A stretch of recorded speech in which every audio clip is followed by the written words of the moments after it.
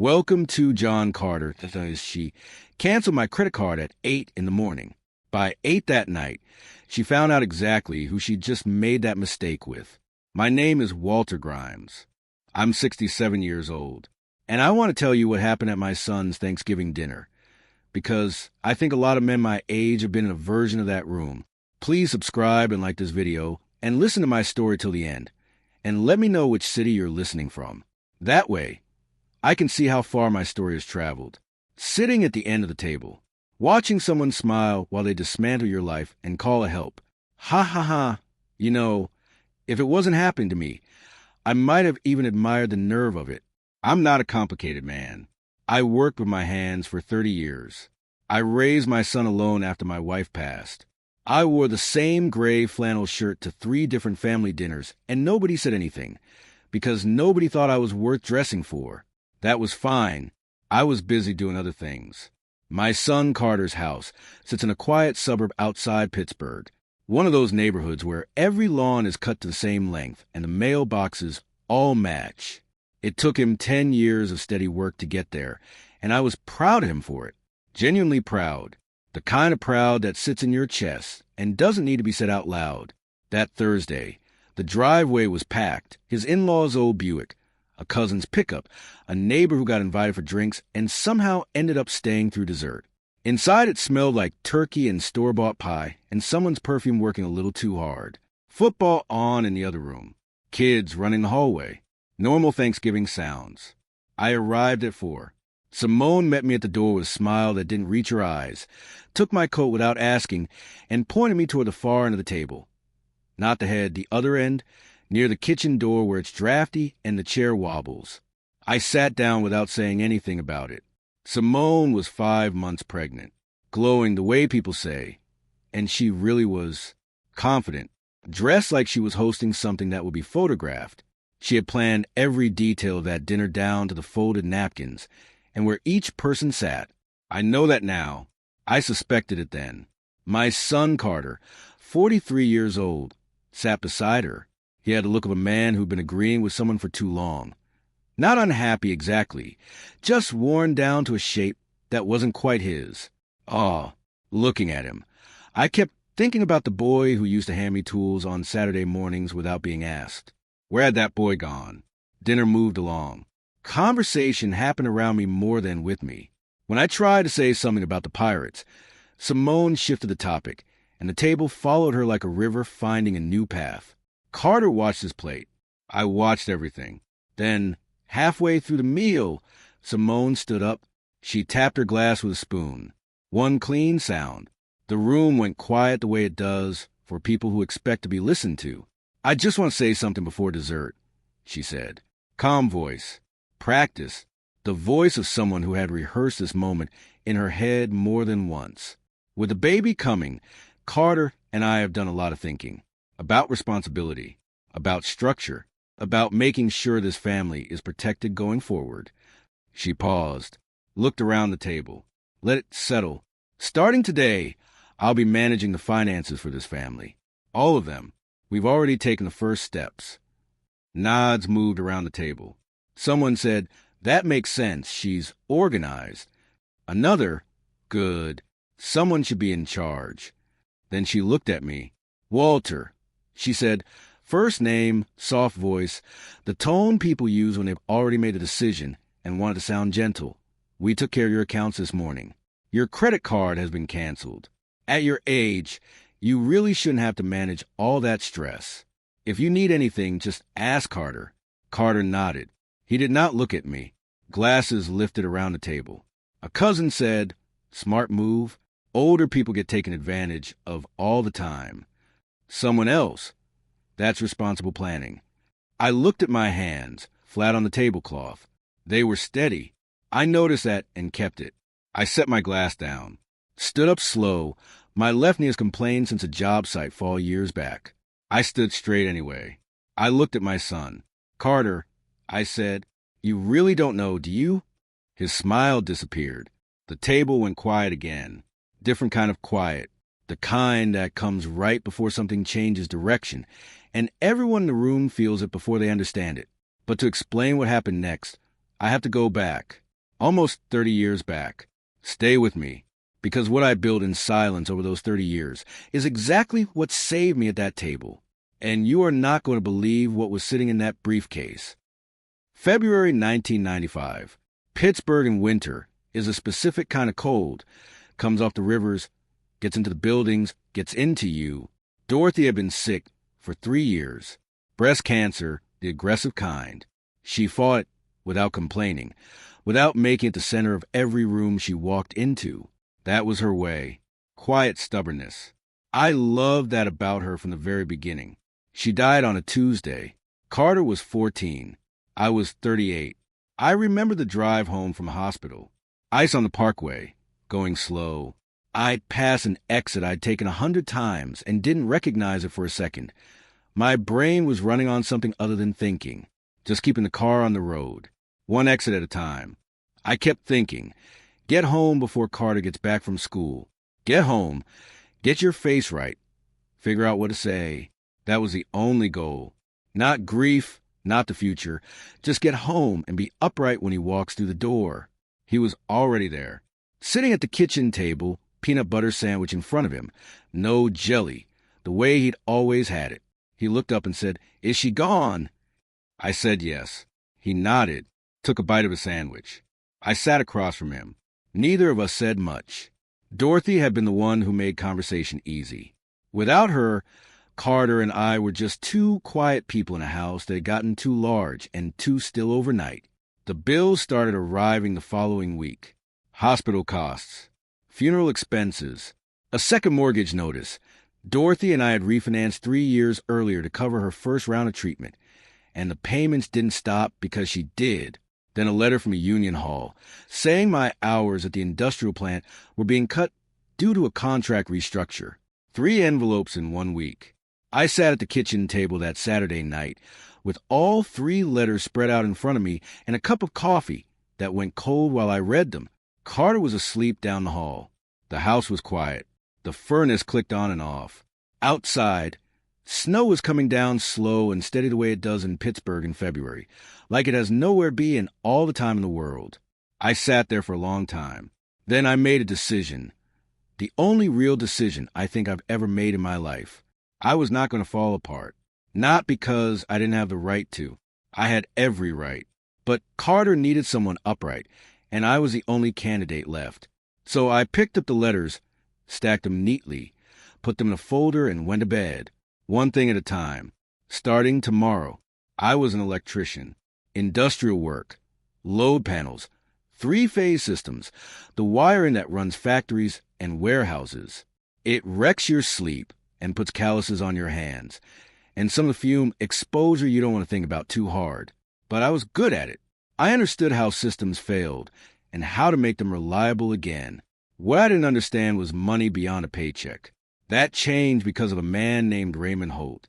About 6 months after Dorothy passed, I took a Saturday job at a warehouse in Monroeville.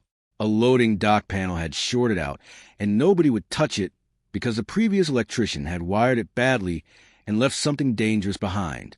It was dangerous. I fixed it in 4 hours. Traced the fault back to a corroded junction box that should have been replaced years earlier, rewired the downstream connections, and tested everything twice before I packed up my tools. Raymond owned the building. He was 63, retired from running logistics for a regional distribution company, and he watched me work the entire time without saying a word. When I finished, he said, "You don't just fix the problem.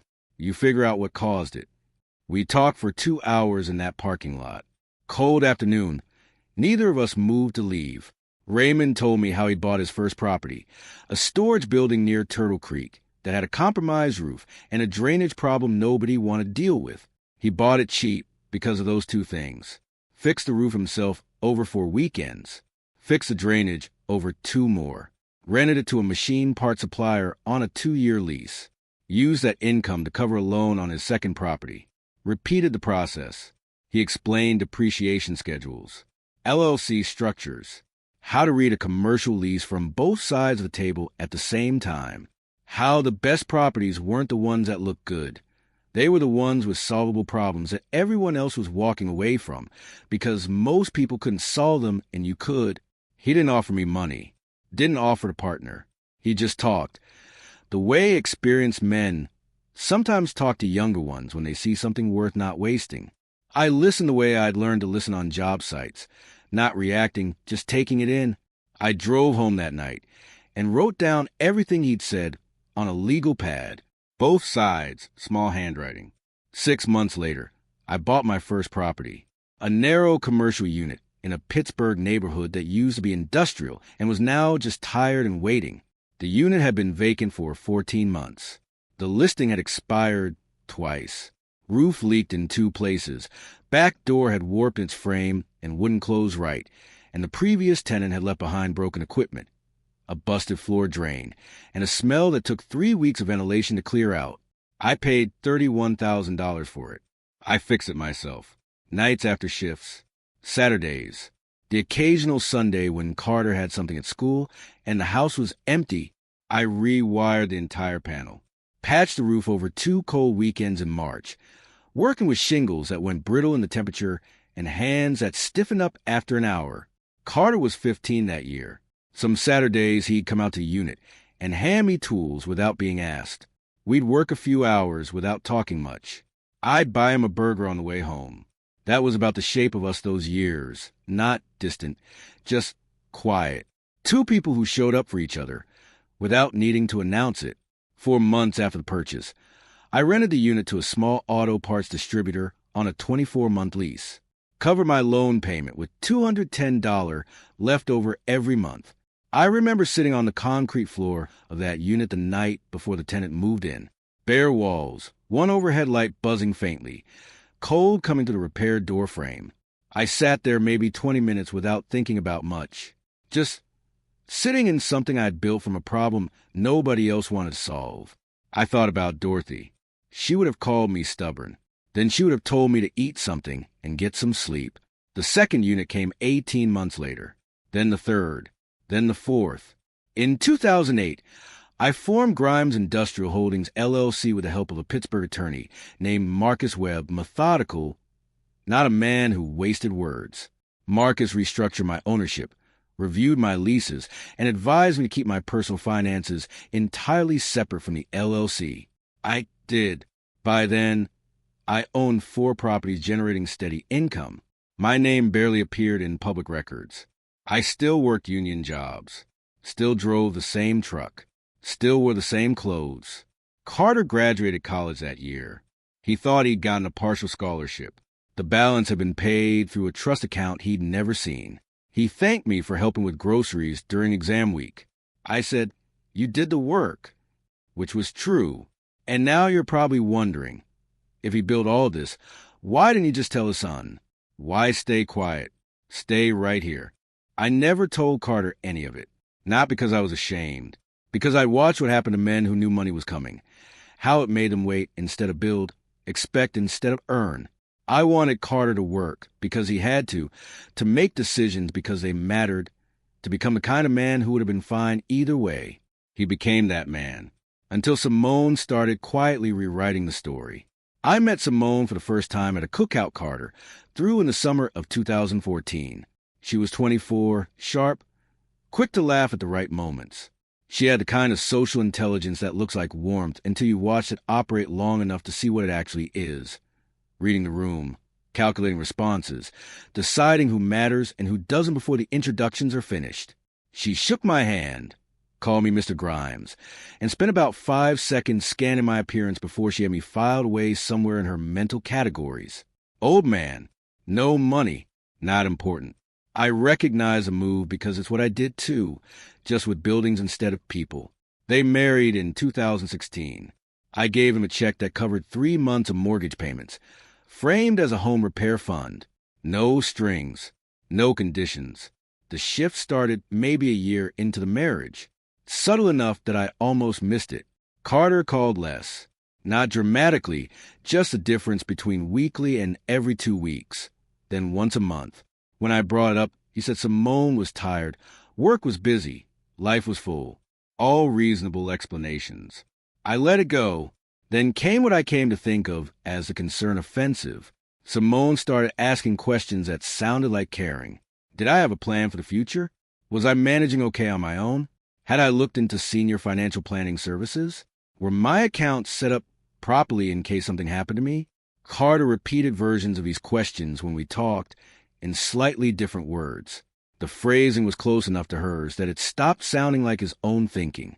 He started showing up at my house with printed articles about financial scams targeting retirees, all of them highlighted in yellow. He'd set them on my kitchen table and say, "She just worries about you, Dad. She reads a lot." Then came the visits that felt like inspections. Simone and Carter dropping by together, supposedly just to check in. She'd glance at the mail on my counter, ask casual questions about my Medicare card. "Are you keeping up with everything? It must be a lot to manage alone." She commented on the neighborhood once. "Do you still feel safe here at night, Walter? Things have changed around here." I'd lived in that house for 22 years. I knew every neighbor by name. Half of them I'd helped with something at one point: a trip breaker, a bad outlet, a furnace that wouldn't fire up in January. I said nothing. I kept watching. The next move came in September. Carter called to ask if I consider signing a limited emergency authorization, just so he could help with banking if something happened. He said casually, like it was a routine thing. I said I'd think about it. 2 weeks later, he showed up at my house with a document that Simone had apparently printed and partially filled out already. I looked it over, said I'd have my attorney review it, and put it in the kitchen drawer. I called Marcus Webb the next morning, not to act yet, just to make sure he knew the situation. Marcus listened without interrupting. When I finished, he said, "You want to wait or you want to move?" "Wait," I said. "Not yet." "All right," he said. "Tell me when." Then one Tuesday morning in October, I was at a hardware store, buying a $14 pressure fitting for my garage compressor. Simple errand, 10 minutes. The cashier ran my card. Declined. She tried again. Same result. She handed it back without making a production of it. I paid cash. Thanked her. Drove home. I called the bank for my kitchen. A representative explained that the account had been placed under restriction at the request of an authorized contact. That contact was Carter Grimes, who had submitted a form citing concerns about elder financial vulnerability. I sat with the phone in my hand for a moment, put it down on the counter, looked out the kitchen window at the backyard, the yard where Carter used to catch fireflies in July, where I'd set up a sprinkler on hot afternoons when he was small, where Dorothy used to sit on the back step in the evenings when the weather was good. Then I picked the phone back up and called Marcus. "It's time," I said. "I'll need 6 weeks," he said. "You've got them." And everything that happened over those 6 weeks, every document prepared, every account access attempt logged, every quiet, careful move made in the background while I went about my life like nothing had changed, all of it was sitting in a leather briefcase, about to walk through that Thanksgiving front door. Don't you go anywhere, because what happened next in that dining room, I promise you, nobody at that table saw it coming. Over the next 6 weeks, Marcus prepared a complete documentation package. Every property deed, current appraisals from 3 certified firms, all 5 lease agreements, 12 years of LLC financial statements, bound and tabbed, a legal analysis confirming that the emergency authorization Carter had signed was unenforceable against any asset held by Grimes Industrial Holdings, LLC, which predated the marriage by 6 years, and was structured entirely outside Carter's legal reach. Marcus's office also logged every account access attempt made against my personal accounts during those 6 weeks. Dates, times, amounts requested, all of it documented and time-stamped. I called Carter twice during that period. Normal conversations. How's work? How's Simone feeling? How's the nursery coming along? Said nothing about the accounts. Said nothing about Marcus. Kept everything ordinary. I went to bed at a reasonable hour. Fixed the compressor in my garage. Watched the Pirates lose, which wasn't hard to get used to. I waited. So, back to that table. Simone had just finished her announcement. My credit card was gone. My son had nodded along. The table was approving. And I had just stood up and asked Carter if he knew. The room was waiting. I reached into my jacket pocket and took out my phone. Dialed Marcus. "You can come in now." "Who is that?" Simone asked. The practice warmth had dropped out of her voice completely. "My attorney." Carter pushed back his chair. Dad, where are you? The front door opened. Marcus Webb walked in wearing a dark jacket, carrying the leather briefcase he'd had for as long as I'd known him, gray at the temples, reading glasses in his breast pocket. The unhurried walk of a man who's been in enough rooms to know he doesn't need to perform anything. Good evening, he said. I represent Walter Grimes. He set the briefcase on the dining table, right in the center, between the turkey platter and the cranberry dish and the matching plate Simone had ordered specially for the occasion, and opened it. Folders, deeds, certified appraisals, 12 years of LLC financial statements, bound and tabbed. The room had gone completely still. Nobody was eating. The football game in the other room sounded very far away. Marcus opened the first folder and spoke without emphasis. Just facts delivered clean. Walter Grimes is a sole member of Grimes Industrial Holdings, LLC, formed in Pennsylvania in 2008. The LLC holds title to 5 commercial properties across Pennsylvania and eastern Ohio. Current combined appraised value is $2.84 million. Simone laughed, short, sharp, the sound of someone buying time. That's not possible. Marcus slid a document across the table toward Carter. Monthly net rental income averages $22,000. All accounts current. No outstanding debt on any of the 5 properties. Carter picked up the paper, set it down, picked it up again. His hands were not steady. Marcus placed a second document on the table. The emergency financial authorization signed by Carter Grimes in October does not extend to assets held by the LLC. It is unenforceable as written. All personal account access restrictions have been reversed as of this morning. He set down a third page, face up, so the heading was visible to everyone seated. All account access attempts made between October 14th and November 28th have been logged and documented by legal counsel. No criminal referral is being made at this time. This will remain the case provided there are no further unauthorized attempts to access or restrict Mr. Grimes's finances. He closed the briefcase, straightened his jacket. That concludes the summary. He walked back out the front door, quiet as he came in. The room stayed still for a long moment. Nobody looked at anyone else. The kids had gone silent in the hallway without being told to. Simone was the first to speak. Her voice had changed, stripped of the careful warmth she'd been wearing all evening. What was underneath wasn't cruelty. It was something I recognized. Fear. The specific kind that comes from growing up without enough and spending your adult life making sure that never happens again. You hid all of this, she said. All these years. You watched the struggle and you sat on this. I looked at her steadily. I never told you anything. That's different from hiding. It's the same thing. No, I said, it's not. You made decisions about my life without my knowledge or consent. That is not the same thing as what I did. She didn't answer that. Carter looked up from the documents. His eyes were red. Dad, why didn't you tell me? Any of it. I sat back down in the wobbly chair at the drafty end of the table. Because I wanted him to hear every word clearly. Because I wanted you to become who you are without my money shaping the decisions you made. I said, you did that. You became a man who works, who shows up, who handles things. I'm proud of that. I looked at him for a moment longer. But somewhere in the last 2 years, you let someone convince you that I was a problem to be managed, and you used your name to take away my access to my own accounts. That's what I can't let go of easily, Carter. Not the money. That. He had no answer. The room didn't either. Simone picked up her coat from the back of her chair. She said something I won't repeat here, walked to the door, and left. It closed behind her with a sound that carried longer than it should have. The family cleared out quickly after that. Apologies muttered near the door. Cars backing out of the driveway one by one. Simone's mother left without looking in my direction. The neighbor who'd stayed for dinner slipped out somewhere in the middle of it all. When the house was empty, Carter sat at the table with the documents in front of him. I stayed in my chair at the far end. The football game was still on in the other room. Nobody turned it off. We sat there a while without talking. That was fine. We'd always been better at sitting than talking. You'd think that was the end of the story, wouldn't you?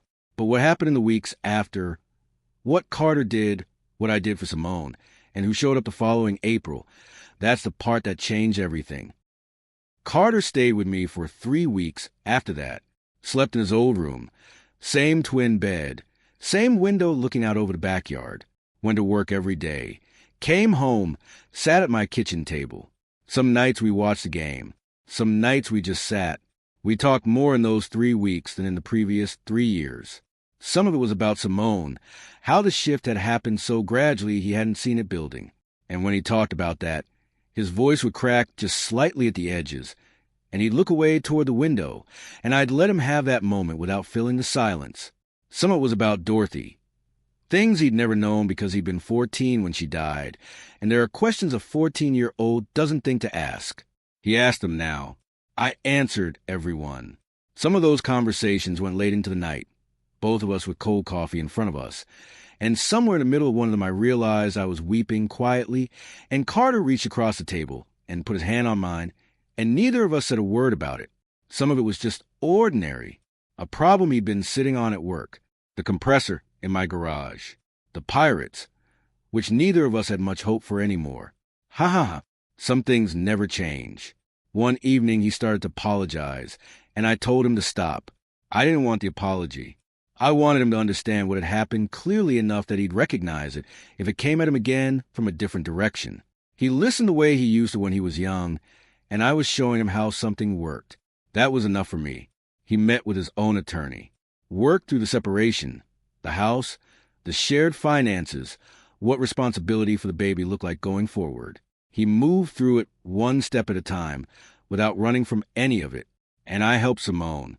I know some of you are sitting there right now saying, Walter, why? After everything she did? I'll tell you why. Because I could see what was underneath all of it. Not a villain. A frightened person who had grown up without enough and had learned that the only way to feel safe was to control everything around her. I recognized that hunger.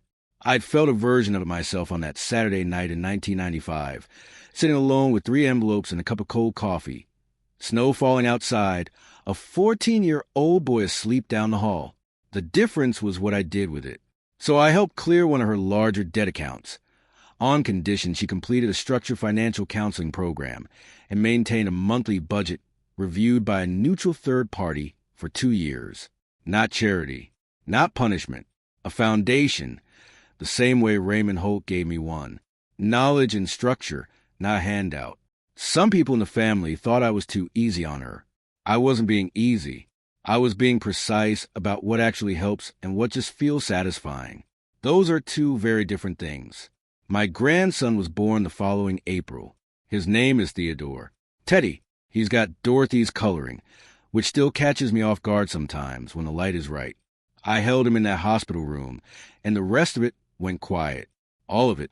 The table, the documents, the briefcase, the credit card decline at the hardware store. All of it just stepped back, and there was just this kid, this brand new person who had no idea what had happened and didn't need to. He was just a kid who needed the people around him to be straight with each other. That was the whole job now. Aw, Teddy, if you ever find this story someday, I want you to know your grandfather was sitting on something that whole time. Something he built in the dark, alone, one problem at a time, while everyone around him thought he was just a quiet old man in a gray flannel shirt. I set up a trust for him the same week. He came home. No access before 25, distributed across education, a first property, and a reserve fund in that order. When Teddy's old enough, I'll sit down with him and explain exactly where it came from. Every property. Every night, I worked after the house went quiet. Every decision made one step at a time. These days, I still drive the old F-150. Still with a gray flannel shirt. Last spring, I fixed a garage compressor. $14 part, 45 minutes. And Carter sat on a bucket the whole time and asked questions. That was a good afternoon. One of the best I can remember. I'm telling this story because I think there are a lot of men my age sitting at the end of tables, being managed, being handled, being spoken about in the third person while they're still in the room. Most of them have more to stand on than anyone realizes. And the silence they've kept, the same silence that built everything, is being used as evidence that they're empty. It isn't evidence of that. It never was. 5 things, one man to another. 1. Quiet is a strategy, not a weakness. But you have to be the one choosing it. The moment someone else decides your silence is permission, you end the silence. 2. Structure your assets before someone else decides to do it for you. An LLC isn't just for corporations. A trust isn't just for wealthy families. Get a Marcus. Find the person who will listen without interrupting and say, "Tell me when," and mean it. 3. Your kids need to see you stand up. Not for the money, for the principle of a man not being made invisible in his own life. Carter needed to see that. It cost both of us something. It was worth every bit of what it cost. For the people who move on what they think they can take will always show you who they are if you wait long enough. Always. You don't have to chase the truth. You just have to be patient enough to let it arrive. 5. Real patience isn't waiting because you have no choice. It's waiting because you know exactly what you're waiting for. I knew, and when the moment came, I was ready. Has anyone in your life ever tried to manage you, handle you, or make decisions for you like you were in the room? Tell me in the comments. And if you've dealt with something similar, share your story. You're not alone. Subscribe for more stories about standing your ground and reclaiming your life. Because here's what Simone never understood, and what a lot of people never understand about quiet men. The ones who say the least have usually been paying attention the longest. And when a man who has been paying attention for 28 years finally decides to speak, he doesn't need to raise his voice.